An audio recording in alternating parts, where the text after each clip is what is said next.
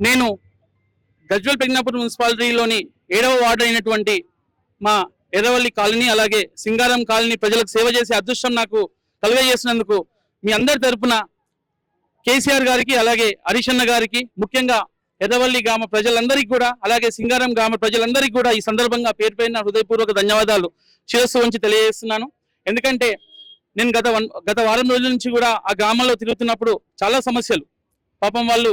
ఎంత త్యాగం చేస్తేనే మనకు గజ్వేల్ పెగ్నాపూర్ మున్సిపాలిటీకి వాటరే కావచ్చు, హైదరాబాద్ నగరానికి ఈ రోజు వాటరే కావచ్చు, మనందరికీ కూడా తెలిసిన విషయం. వారి త్యాగ ఫలితమే ఈ రోజు మనకు నీళ్లు లేని మనకు ఈ నగరం కనిపిస్తుంది. అదే ప్రక్రియలో వారు ఏదైతే త్యాగం చేశారో వారందరికీ కూడా నా సహాయ శక్తుల